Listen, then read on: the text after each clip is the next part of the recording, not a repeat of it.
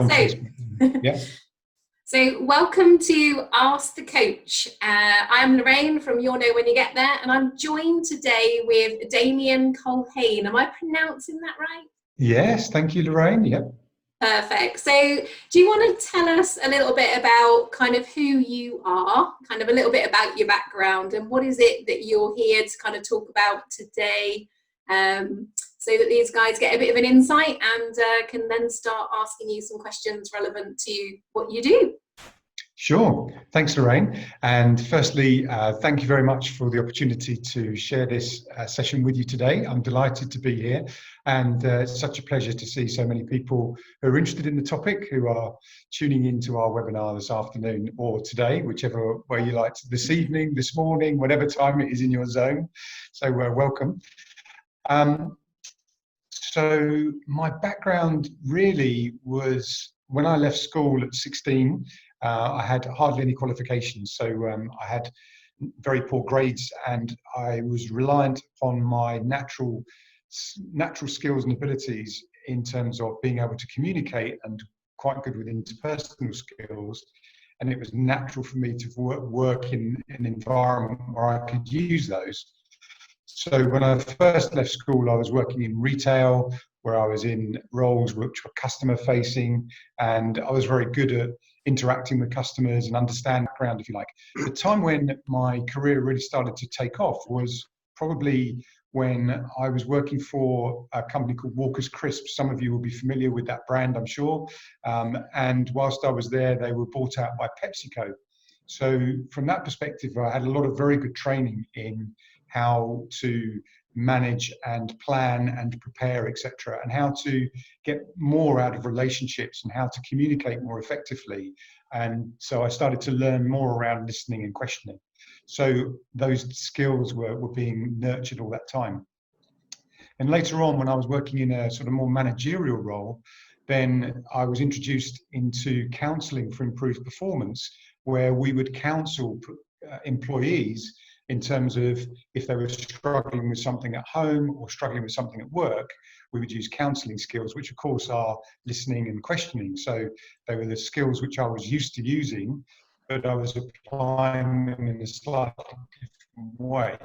And it really, I really enjoyed doing that, but I drifted away from that role and changed companies. And I ended up working in a company where I wasn't using those skills. And then in around about 2001, I had an amazing coaching session with somebody who was a very professional coach. And it just really reignited me into how I wanted to go back to using those skills. And it got me interested in training again and really learning those skills and refreshing those skills. So I trained with an organization called the Coaching Academy, and I became a trainer with the Coaching Academy and was delivering some of their sessions for them. So I became a coach as a result of my training, and then I went on to be executive coaches as well. So from that perspective, I've done a number of coach training roles as well. And now for the last 15 years, I've run my own company as a freelance coach. So I'm an international best-selling author. I have 3 books that I've written and compiled with other authors that became international bestsellers, and they're all available on Amazon. So they're international bestsellers on Amazon. And I do a lot of public speaking and coaching. So that's me. Yeah. Perfect. And I met Damian actually on a course that we were doing through Mind Valley and Ever Coach, which was all about creating transformations online. So if you kind of wonder, how did I get Damian on board today? We connected through that because they run the programs with a community, which I think is an amazing experience, because not only are you having online training and you're working with like online videos and live sessions with the teacher, but you are then put into a community. And I think there was hundreds of people in that community, and you really gel with kind of what's going on. And I really loved what Damian stands for and what he was kind of putting out in the community. So thank you for being with us. And with Walker's Crisps, was it in the day when Gary Lineker was doing the adverts? Yeah, it was all around that time when Walkers were moving from a very traditional English brand into more of a global brand. So it was a very interesting time actually, because they were changing the packaging and changing the way they marketed, and changing even the way that they embraced with the consumer as well as with the trade. So it was a very interesting time to be with them actually at that time. Okay, fantastic. And Damian, today we're kind of talking about this self-sabotage, a subject that probably everyone in the room has at some point had to deal with. So what's important about that, Damian, before we kind of open up to questions? You're kind of the expert. Well, I became the unintentional expert in self-sabotage through a number of things, really. Firstly, I'd had an eating disorder since I was a child and throughout my teenage years, where I would binge eat junk food, and that was something that had affected my health. So I'd sabotage my health on that basis. I then kind of took that a different level, and when in my career, ended up sabotaging my career on 2 or 3 occasions actually. And that was through sort of laziness and through not really wanting to engage with, although I was very successful, I didn't really want to contribute much to those organizations that weren't doing the right sort of work. So I kind of switched off to that, and so I ended up sabotaging my career. And then ultimately I ended up with sabotaging my marriage. And from that perspective, that was one of the kind of lowest points of my life, when I lost a lot of social circle literally overnight, and I lost regular contact with my sons. Not lost, but I broke that connection with them, and that was devastating. And so, having unintentionally become an expert in self-sabotage, I had to then figure out what I was going to do to overcome that. And so that was around about 3 years ago, when I discovered a technique of how you actually get to the bottom of how your unconscious sabotages your results and how the unconscious works. So from that point of view, I had to become almost like an expert on the self-sabotage and how that operates. And so I've worked with many clients on their pattern of sabotage, because the unconscious has a structure by which it actually goes and sabotages your end results. So it is meticulously planned by your unconscious, so you have no idea of how it works because it's unconscious to you, but it's a meticulous plan of how it's going to sabotage your end results. And so having awareness to how your unconscious shows up is a very important part of understanding how to overcome sabotage. So I work a lot on understanding people's unconscious and how that shows up for them, so that we can then work through that, overcome the unconscious behavior, and rise above it to create results. That means you can create a life you love. Yeah, because you're sort of a master practitioner in NLP and hypnotherapy.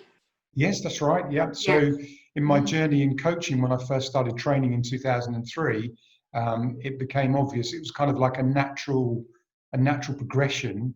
Once I'd finished my coach training, I was looking around at how I continue my development, and neuro-linguistic programming became an obvious choice, because it's like a different level of coaching and a different level of understanding people's behavior, and gives a whole set of processes and tools to use in the coaching relationship. So it was obvious that having one tool to try and help people was not enough. And so it's good to have a toolbox, if you like, of different things that you can apply and different ways that you can help clients. So neuro-linguistic programming gave me that opportunity. And I still continue my development as a coach, training with Mind Valley, seeing some of the world's best authors and best speakers, and doing some of their programs and quests. And even the Evercoach program around creating transformations was taking my intellectual property and what I do with clients, but putting it online so that people can access that 24/7, and it can be more accessible to more people, so we can have a bigger impact on people's lives. Absolutely, yeah. No, thank you, Damian. So, so just for everybody that's on Facebook Live, there's quite a few people watching. I have Damian here, who's very much talking today about self-sabotage, and how it kind of takes over and stops you from doing all the great things in life. So if you have any questions as we go along, please pop them in the comments, and I will keep an eye on it and ask those questions when the gaps come about. So from any of you in the room, as first priority, do you have any questions for Damian? And if you do, yeah, Ruth, if you unmute yourself. Yeah. Okay. Yeah, no, Damian, I am really interested. My particular interest in, I do lots of workshops for parents. So I'm interested, where does self-sabotage come from? Because in one of my courses, I look at emotions, and also talk a lot about emotions, particularly meta-emotion philosophy. So I'm quite interested to see, where does self-sabotage come from? Okay, that's a great question, a good one to start with, Ruth. Thank you. And what you do with parents is great, by the way, because you know, it's not an easy task bringing up children, because they don't come with any kind of guidance or rule book or any kind of, you know, handbook. So helping parents is a great cause. So the self-sabotage is largely driven by your unconscious, and well, it is unconscious. We're unconscious to how we do it. But the unconscious is not only made up of your thoughts, it's also made up of your emotions, and it's made up of your beliefs, assumptions, and definitions. So there's a whole myriad of different things that create this unconscious pattern of sabotage. And I'll give you an example.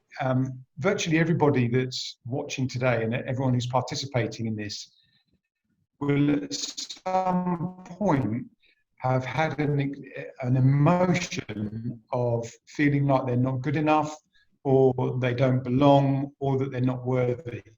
And I know 100% that everybody will have experienced something like that, either that, or you might even be experiencing that right now. So the beliefs have a massive part to play in how it then governs your thoughts, because the unconscious is hypnotizing your subconscious to be able to go out and find evidence. So your subconscious is like a very fertile garden, and whatever you have planted in the fertile garden of your subconscious mind, it will go out and it will grow more of that. So if you have a weed in your unconscious mind, which is like a negative thought or a negative emotion, a negative belief, anything like that that acts like a weed in your subconscious mind, it will go out and try and find that for you. It will go out and reinforce that. So the subconscious mind is not great at processing. It just looks for that information. So if you've got a belief that you're not good enough, the subconscious mind says, no problem, leave that with me. I'll go and find a situation to prove you're not good enough. And it will go out and search for that in the belief that it's serving you, because you've programmed it to do that. So the unconscious then is programming your subconscious to go out and look for that. So something will happen. Maybe you'll be maybe you're in a store, in a retail outlet in the high street, and somebody cuts in front of you in the queue, and you just kind of tut and step back to make way for them, and you just kind of remind yourself that you're not good enough, and that you're not worthy to be there, and how people always do this to you, or how you don't have boundaries and you're not good enough to set boundaries, and so you lose your power and give your power away all the time as a result of the subconscious acting upon what the unconscious has programmed it. Now, the human mind, the average human brain, is capable of 60,000 thoughts per day. This is quite well researched. You can look this up on the internet. It's, some people say it might be 50,000, some people say it might be 70,000. We use an average figure of 60,000 thoughts per day, but 95% of those thoughts are exactly the same as the previous day. So you can see how we can drive ourselves crazy with the same thoughts and the same behaviors and the same patterns that repeat themselves, because we don't access new levels of thinking or new ways of behaving. To the unconscious, which is, how am I thinking? What are my thoughts? What are my emotions? What are my beliefs that govern all of that? And the emotions are driven by the beliefs, and that's driven by the thoughts as well. So it's probably a rather long-winded question, but it was the big one to kick us off, and it was a great one to start with. Yeah. No, that was a really great question to kick off the show. Yeah, thank you.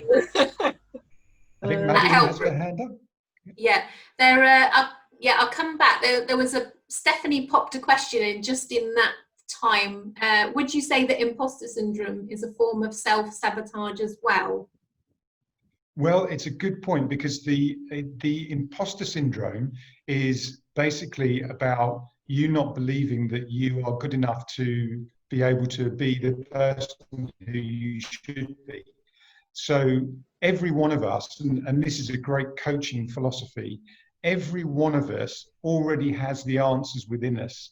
So when we're coaching somebody, it's about helping them to remember the power and the codes that are inside of them to access their inner power and access their divinity. So my belief is that we all have a divinity within us, a higher purpose, a higher level of our being. It's, if you like, our soul. And so from that perspective, we have that higher divinity. And for us to embrace that, we need to understand how our unconscious is stopping us. And if we're doing imposter syndrome, then that's just a way of distracting us. So it's a form of distraction away from your actual power. Yeah, that's pretty much where that would come in. Perfect. And I think is it Claudine? Yes. How does it manifest itself at work? How does it manifest itself at work? Well, there are approximately right now 7.7 billion people on the planet. So I know that number might be changing due to current circumstances, but let's assume there's over 7 billion people on the planet. Right now, the way that your self-sabotage works is over 7 billion versions of it. So we all have a different variety of how our self-sabotage works. So when we're at work, we would typically be fulfilling beliefs and having beliefs around the situation at work, around maybe our power, around our capability, around our ability to trust others, our ability to control information, etc. So all of these things are happening in the workplace. And at some point, we will show up in the relationship at work and we'll sabotage that. So we'll get into conflict with somebody, or you'll be challenged and you'll respond and react. So typically what gets triggered is anger, which is where you'll respond in a way which is from a belief of being powerless, or a belief of not being capable, or a belief of things not being done the right way. And so you'll start to push back. So it might look on the surface like you're being rebellious, or it might look as if you're pushing back and kind of trying to stand your ground. And people try to be assertive, but come across as aggressive. And from that perspective, we get very muddled. There's a very fine line between aggression and assertion. And to be assertive, you really need to understand yourself to be able to know where your boundaries are and where your power is and where your power exists, so that you can then be able to have more powerful relationships and create them. So in the workplace, we sometimes detach ourselves and separate. And so we become a little bit more distant. And we have something called a psychological contract. So in the workplace, the psychological contract is typically where you are willing to work a little bit later, where you're willing to go the extra mile without being paid any additional money, or you're doing things to help your colleagues. These are all psychological contracts that we have. And as soon as something happens to cause us to break that psychological contract, then immediately we start to take if you like, an incremental decommitment to our career. So you start to not want to be supporting your colleagues, not giving a damn about them, and you start to lose the relationships in the workplace. And that gradually can happen over a course of a few months, or of course it can happen, the relationships can be broken down very rapidly in the course of a few hours or a few days. So I think the key thing is that when you get your beliefs triggered, it will trigger the relationships that you have in the workplace, which will cause you to sabotage the job at some point, or sabotage your career at some point. There's also, by the way, sorry if I can just finish off because it's a really good point. There's also beliefs around trust, which are around a control belief. It's like a fear belief. And so the trust that gets triggered through fear is that you don't trust yourself to be able to deliver on the task. and you become very good at doing what's called ineffective activity, which is where you make it look as if you're busy and you make it look as if you're actually working, but you're not. And that's probably because your heart's not truly in the job anymore. And so we end up with people doing work that is not aligned to their values and that they don't necessarily have the skills to do. There's also something in the workplace called the Peter Principle, which is, if this is a lot to deal with, but the workplace is a good one. There's something called the Peter Principle, which is where you get promoted to your level of incompetence. So again, this happened to me where I was very, very successful and I kept getting promoted, but eventually I got promoted to a position where I had no idea how to perform at that role. So I was out of my depth, but didn't tell anyone. And so from that perspective, that sabotaged my career in that sense. So I hope that covers off the kind of career one and how that can show up. But there are 7 billion variations of pattern of sabotage. Yeah, I bet it's a huge topic. Okay, over to Simon. It was a comment really, Damien, and good afternoon, to be honest. I just express a great level of respect for your disarming honesty about the way that you described the route to where you are now. Absolutely cracking stuff, really. And I think if you're showing that sort of disarming honesty in terms of face-to-face coaching, it's very easy to see how people will open up and you will be able to get the best out of people, and the people realise that you're there trying to help. And as an aside, I was once coached without really realising I was being coached for about half an hour. And at the end of the half an hour, the lady said to me, "Well, you just realise I've been coaching you for the last half an hour, don't you?" Because she was using precisely that level of very disarming honesty, straightforwardness, and it's very effective. So there we are. That was just a point. Oh, thanks, Simon. That's really, really nice feedback. And one of the things that I'm a great believer in is one of the access points that I realized was very powerful when I was on my journey of discovering how to overcome sabotage and self-sabotage was the importance of vulnerability. And when you can become completely vulnerable to the universe and to the people around you, it's a really, really kind of eye-opening place to come from and to grow from, because as the Mayans would say, the light is through the wound. And so if you can open up that wound and you can be vulnerable to know how that wound affects you and be vulnerable enough to work with people who can help you with that, then it gives you a very powerful place to grow and to create a new version of yourself and to access your divinity. So vulnerability is a very important aspect in coaching for you as a coach, but also for you serving your clients to make a difference and to contribute. It's important that you are able to deal with your own vulnerability before you ask them or give them permission and invite them into being vulnerable with yourself. So and I think just as a closing point, I think vulnerability is an excellent leveler. It doesn't matter who you are. It doesn't matter if you're a retired major or whatever. That the vulnerability aspect is right down to the core of who you are. So I think that's that's all. Yeah. And absolutely, Simon. Thank you. And it's a great topic because when you're working with somebody, you can take them right up to that threshold of resistance where they don't know what's beyond, because you've coached them to that point where you've gotten to that point of resistance and they're kind of not sure, they're hesitating as to what they're going to do next. And it's how you coach them and nurture them and support them in a vulnerable way to step through that threshold of resistance to access what is beyond, which is the unknown. And that's where all the power and all the future exists, is in the unknown, because we haven't created it yet. So it's important to be on that journey with the client. Absolutely.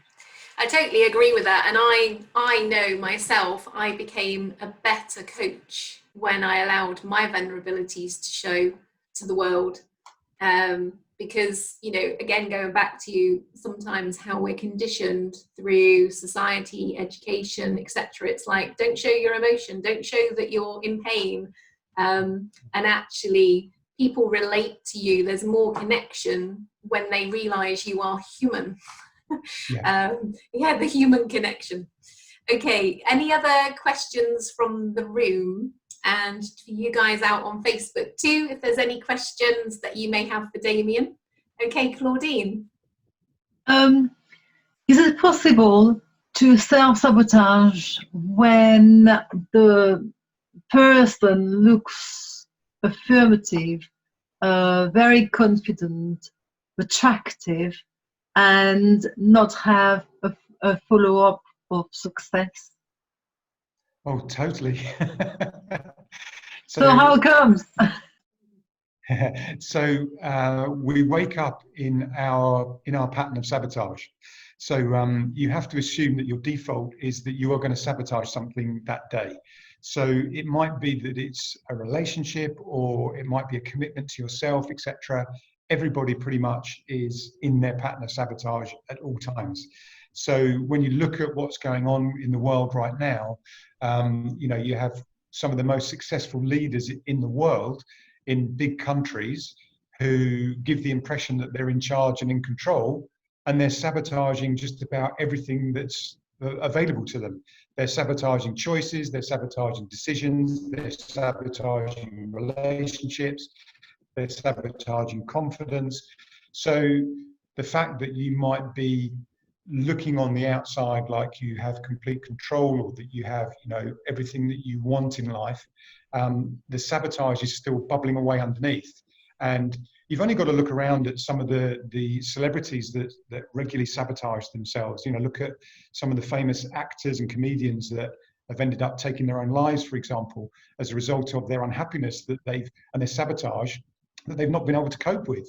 Look at Amy Winehouse, for example, a very talented individual. She was absolutely gifted. When you hear her sing and you watch her with a band and with her, performing on stage, and she was very, very talented, but had a very, very troubled soul. She was not aligned with who she truly should be. And so her demons were getting the better of her.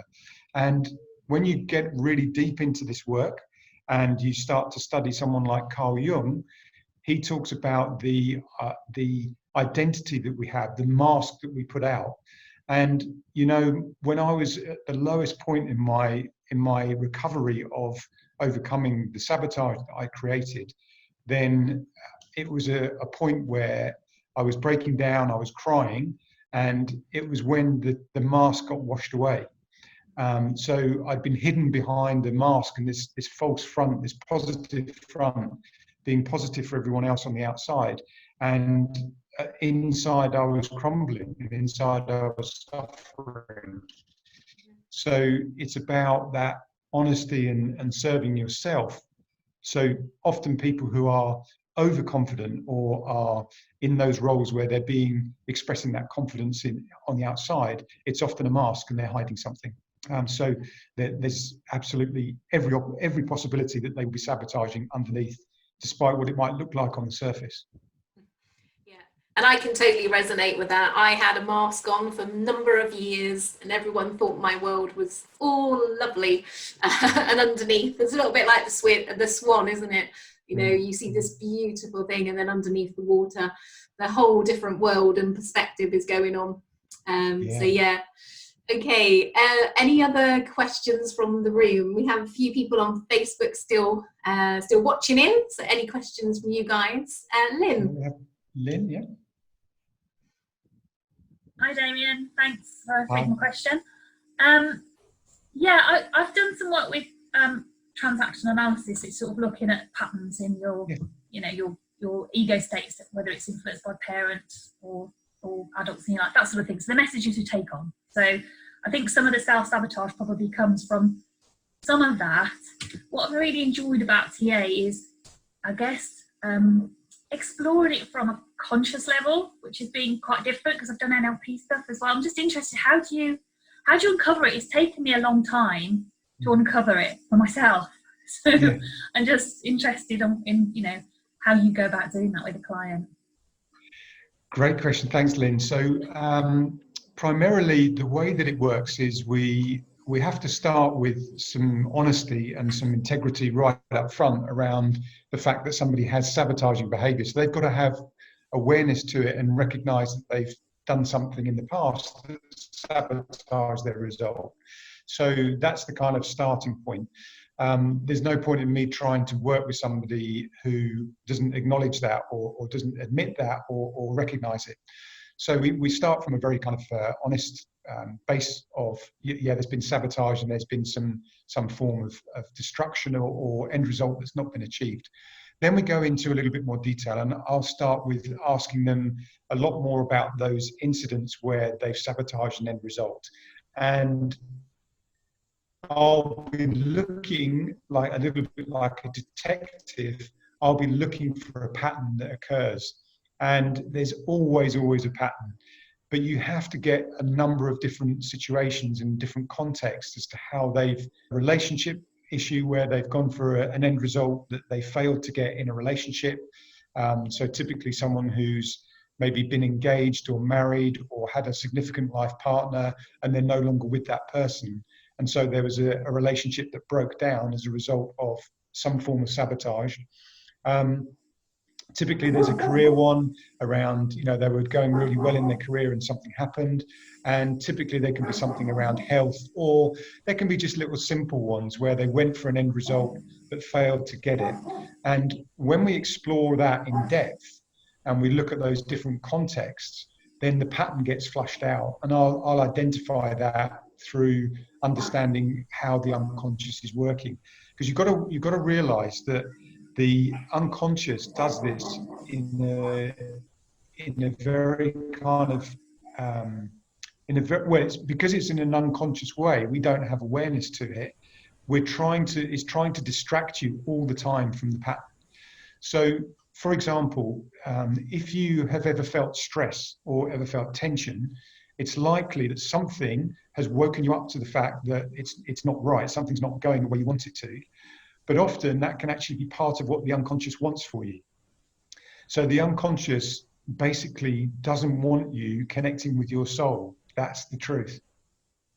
And so to protect you from that, it will distract you with all manner of different things to stop you from connecting with your higher purpose and stop you from connecting with your soul, because it wants to keep you safe. Now, when our ancestors were on the planet, you know, thousands of years ago, and there were big hairy animals with big long teeth and big long claws that were hanging out outside our cave. You know, if we walked outside the cave and one of those animals pounced on us, we were dead. You know, that was the end of our life. So our ancestors knew that. And so they had to have an acute awareness to their immediate surroundings. And therefore the unconscious would keep them safe to ensure that they knew that there might be danger outside. They would be unconsciously aware of that. So we're programmed in that kind of, if you like, in a caveman or cavewoman perspective to respond to danger. And the unconscious is programmed for survival. So it teaches us as a child when we're growing up where the food comes from, you know, to not walk in the road because it's dangerous. So our unconscious is constantly looking after us.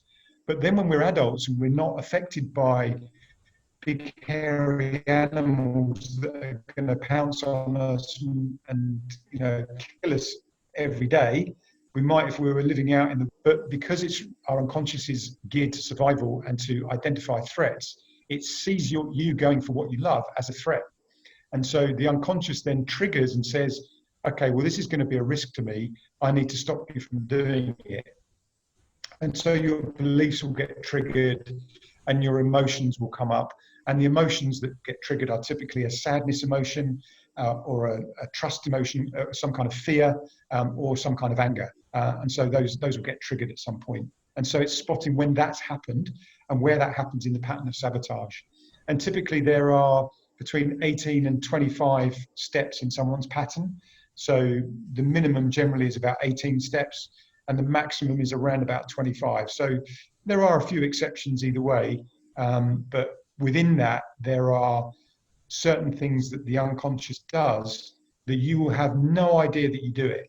But when you get it reflected back to you, and when you look at the times that you sabotage your end results, you will see that the pattern is consistent. So it's good fun doing it because it's like being a detective. And you get deep into the motivation and purpose, you get deep into the beliefs, and you get deep into, you know, the kind of Enneagram types, if anyone's interested in that.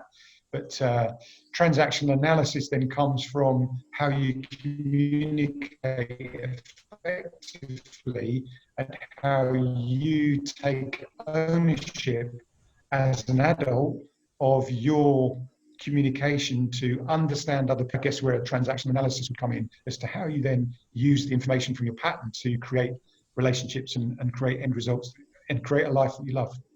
Yeah, it's the awareness, isn't it? Like you said, that starting point of awareness. That's often just the trigger for change straight away, isn't it? You just, So thank you, Damian. Thank you, Lynn. Thanks for the question.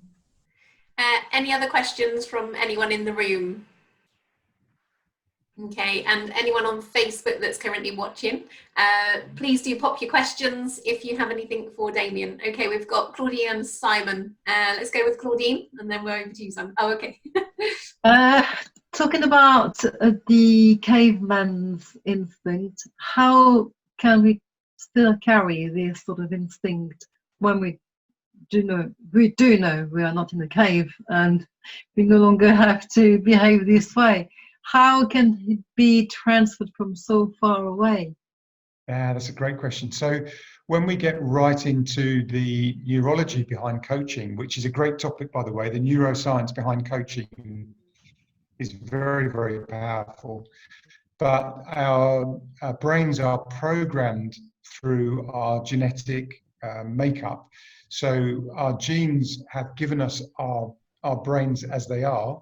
And our brains are growing, by the way. So over the course of the last few hundred years, our brains have been growing and getting big. You know, caveman and cavewoman, their brains are much smaller than the brains that we see in humans now. But the root to the brain is still from that original programming from the caveman. So the actual root of our brain, the actual base of it, is still related from the genes of of cave people. So our ancestors have given us the base of our stem of our brain. So the stem of our brain has been programmed from many thousands of years ago. And so we have that coding already inside of us. And so it exists on one level or another. The way that I can describe this in two very simple ways. Firstly, if you look at a newborn baby, one of the reasons why we often will wrap a newborn baby in a blanket and wrap their arms so that their arms are tight inside a blanket is because when a newborn baby hears a loud noise or feels a sudden movement, they will throw their arms out instinctively. And so to settle them, we have a blanket which wraps their arms so that they don't then have to put their arms out every time they hear somebody sneeze or they hear a door banging, for example. They will throw their arms out because it's our cave response to danger. There's a loud noise, I'm in danger. Or there's a sudden movement, I'm in danger. So when you are walking on ice or walking on the snow and you suddenly slip, you'll instinctively throw your arms out to break your fall and to try and stop yourself from landing awkwardly. And so that's our cave instinct, is to protect ourselves and survive. So where we throw our arms out or where we push our arms out to balance, that's a kind of instinctive thing that we have in the base of our brain. And so everybody still has that. So humans now have that programming from our genetic ancestors. So I hope that answers that point. And it's a really interesting point around, you know, what we are born with, because the amount of clients that say to me, you know, where does this fear come from? And I'm like, well, you weren't born with it. And they're like, what was I born with? And when I tell them, they're like, so that's, you know, that kind of makes sense. But I kind of like the point around neuroscience as well. So that's, if anyone's kind of interested, we've actually got a session coming up with Stella Collins to do with neuroscience and psychology. So keep an eye out for that one. Any other questions? Simon, did you have a question? No, okay. So I have a question. I can build on that. Oh, sorry, yeah, go ahead. So you have touched on this a bit, but one of the things that's most common is things that happen to somebody in probably their first 7 years on this planet.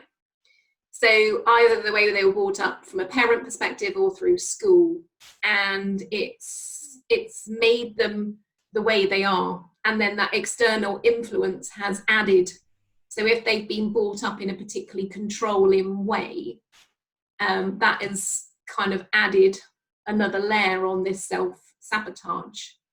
So is there anything that could really help people when they feel that they're coming from a place of I'm not good enough, but they've also got this external influence added on top from a younger age?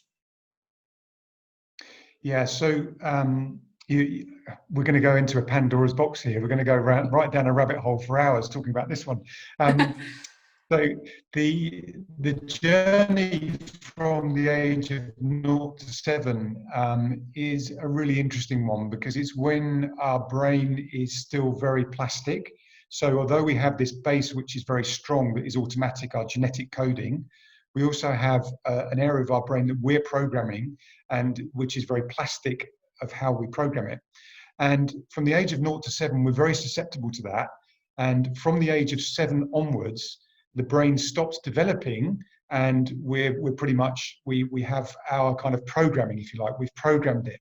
So although we still continue to have new things that we learn, and we have new choices and new decisions, and our brain evolves in terms of how we think, but at the same time, from the age of 0 to 7 is when a lot of the programming is done. So Carl Jung in particular, I'm very fond of his work. I think he's very, very powerful in terms of how he understands human behavior and human development. But one of the things that he talks about is what's called individuation. And our individuation is how we form our identity, and how we formulate all of those beliefs and those thought patterns and those structures. So the individuation is what's programming us from 0 to 7, and our brain is kind of receiving like a sponge all of this information, and we're using it. I like to refer to it as, if you like, a neck-top computer. And the neck-top computer comes with an operating system, and we program that from the age of 0 to 7. We get regular updates, and we get new information that gives it a different way of understanding new information. But our program, our kind of, if you like, our operating system is programmed from the age of 0 to 7. So from that perspective, we have a set of beliefs, a set of thought processes, and the beliefs are formed from the age of 0 to 7.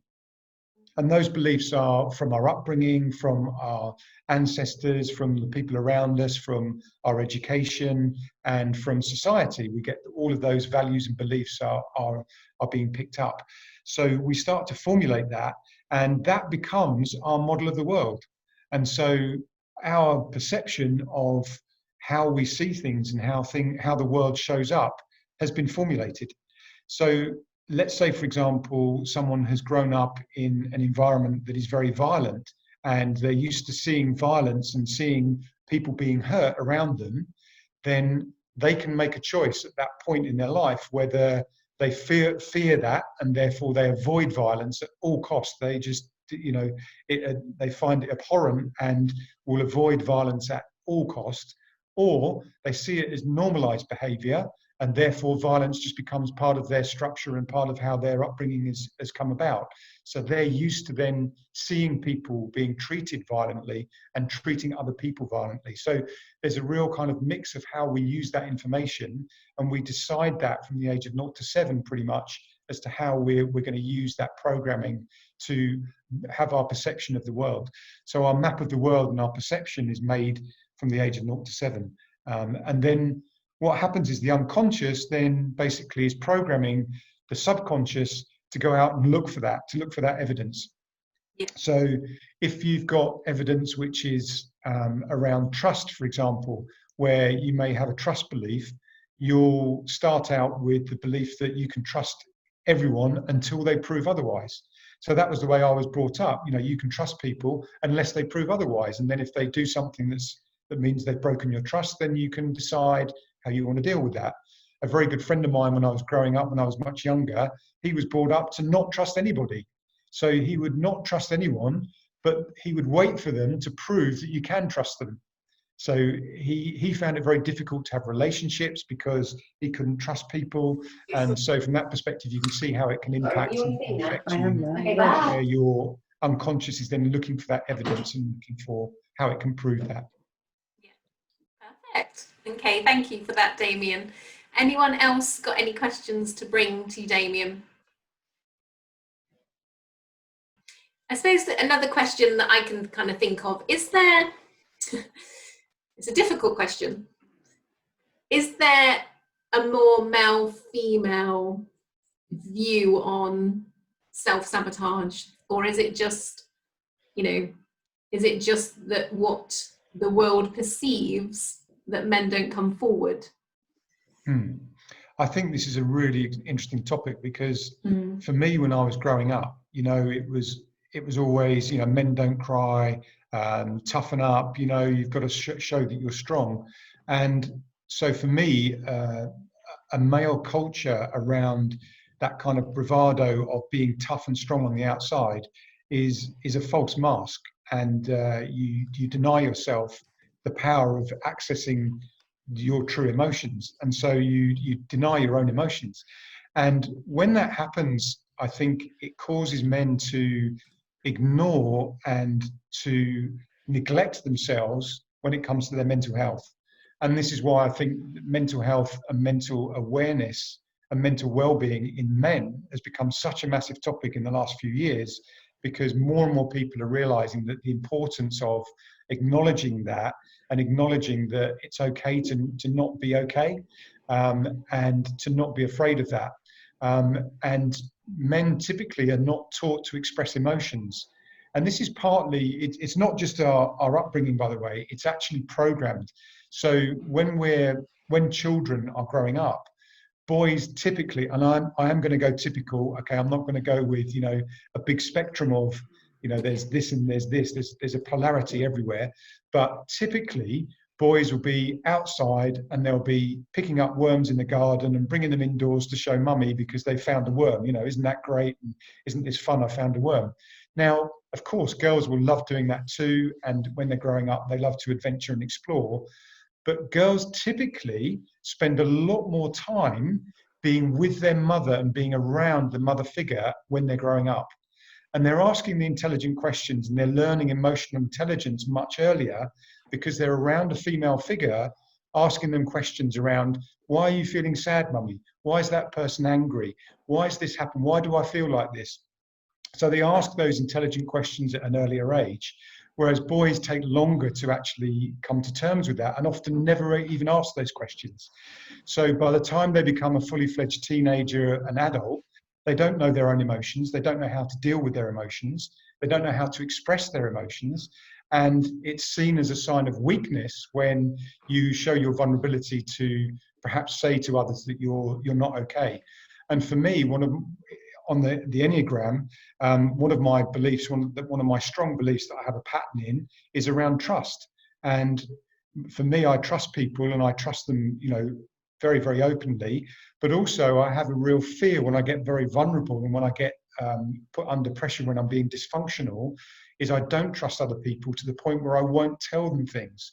So in 2005 is actually when I started my coaching business. In 2005, I had the diagnosis of my son, who has a life-limiting condition. He has a muscle wasting condition.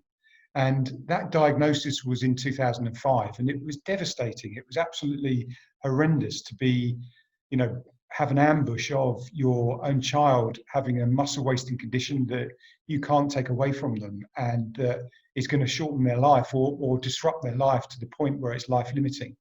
And so for me, when I was dealing with that at the time, I had to be positive on the outside. I had to do something to help my family and to serve those around me, you know, to serve my children, to serve my ex-wife, and to really kind of really be strong for them. And I wouldn't talk to anybody about how I was feeling because I was too busy trying to make sure everyone else was okay. And it was only when I realized the impact that that had on me that I was able to acknowledge, you know, the fact that I wasn't okay with it, and that and how it had affected me. So one of the areas of sabotage that I was exploring at that time was around over drinking and binge drinking, to the point where I would drink so much I would fall asleep. I would drink myself unconscious, if you like. And so that would cause me amnesia, where I wouldn't know what had happened, or I couldn't remember things that had happened. And it was very bad for my health. But it was my way of coping. It was my way of dealing and blocking out the fact that it was hurting so much, and that I was in pain, and that the emotion was really causing me to suffer. And when I discovered later on around my pattern of sabotage, it was when the wound was opened up for me, my emotional wound. And we all have them, by the way. Everyone has an emotional wound.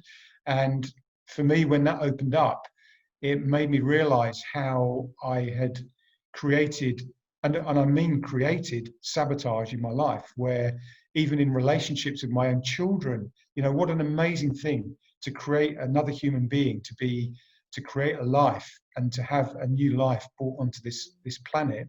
And I'd created that twice, luckily enough. And through my own sabotage, I'd created distance from them, and I was avoiding receiving their love as a result of my own behavior and my own sabotage. So you really have to kind of dig deep into the awareness, and men are not used to doing that. You know, women are okay with it because they're okay with questioning their emotions. They're okay with emotionally, they're more mature at an earlier age. And so women find it's much easier for women to actually explore that.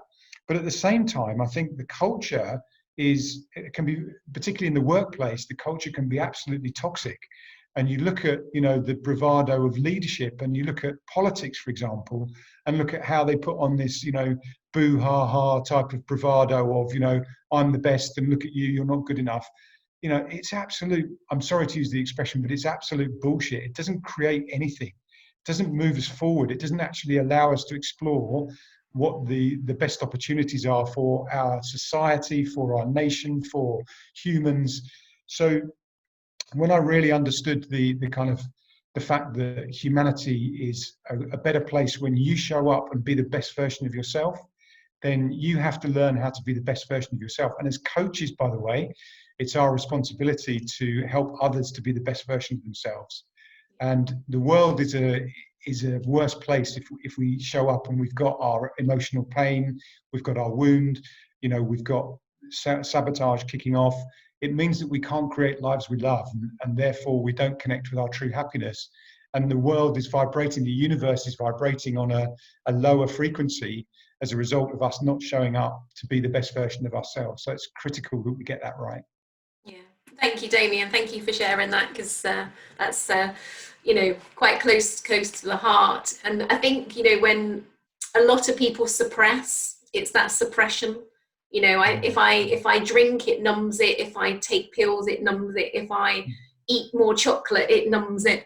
And so, you know, when people do have these habits where, you know, they've got a bit out of control, there's normally something triggering, you know, that emotion inside, and why people get addicted.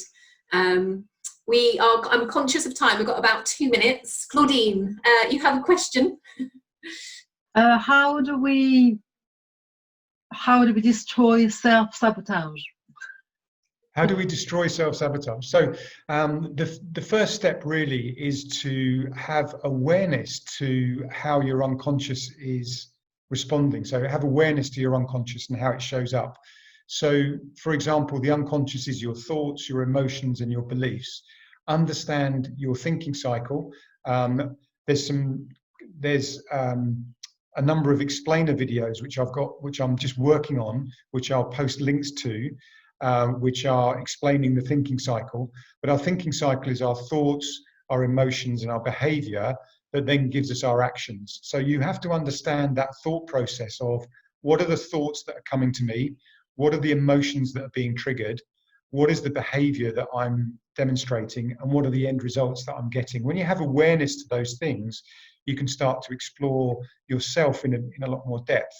And then you need to really explore your beliefs, which is a whole pattern of work around how your beliefs get triggered and how your beliefs, what your pattern is in your beliefs. There are 9 core beliefs within something called the Enneagram. And for those of you that don't know, the Enneagram is an ancient process, if you like, for personality profiling. It's we talk about DISC, and I'm trained in level B, occupational psychology, etc. So I know a lot about all different profiling, but this is one of the oldest tools, the Enneagram, but it's one of the most reliable that I've found, particularly in coaching. And it really helps you to understand your client and understand yourself at a much deeper level. So understanding those aspects of your unconscious are the kind of starting point for really coming to terms with how your unconscious shows up and sabotages. Then you need to have somebody who's trained in understanding how to read your pattern, to read how your unconscious then has your map of chaos, because there's a map of chaos that sabotages your results, and you need to get to the bottom of how that shows up and how it works. Yeah. So I hope that's helpful.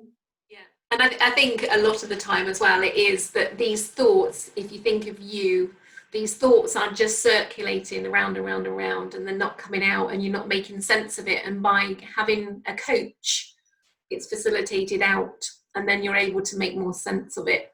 So I absolutely love this subject. Yeah, not that I love people to have it, but it's a passion of mine to kind of really help. So I thank you so much, Damian, for being here today as our guest. Thank you to the audience for asking loads and loads of questions. Thank you for everyone watching on Facebook. We will be back tomorrow with Ask the Expert with Rachel. We're talking about sales, and next week we have Stella Collins talking about neuroscience. So thank you, Damian, for spending this hour with everyone. And Damian, did you want to share a link with people? Sure. Yep. If I just pop that in the chat box.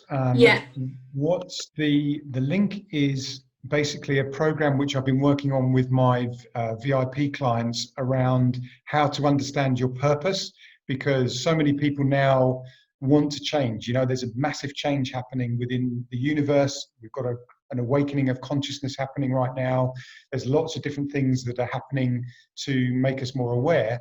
And one of the things that I've noticed, and particularly my clients have been feeding back, is that they don't want to go back to their old normal. They want a new normal. And in a recent article on Sky News, for example, there was an article that said only 9% of people want to go back to how they were before, which means that 91% of people want something different. So if you want something different, you need to understand your purpose. The link that I've put in is basically for you to subscribe to the template, which is a Map Your Purpose template, which looks at the 4 pillars of happiness and looks at how you can connect with your purpose. So that's a gift for everybody for attending today. I hope you enjoy, and we'll make sure it's available in the Facebook group as well, and have fun exploring that in more detail. So thank you so much, Lorraine, and thank you everyone for your questions. It's always a pleasure. If you have any other questions, feel free to type them in the Facebook Live group, and we'll try and get them answered in the course of the next few days. Perfect, thank you. So I'm just going to say goodbye to Facebook. Thank you for joining us today. I'm going to finish recording.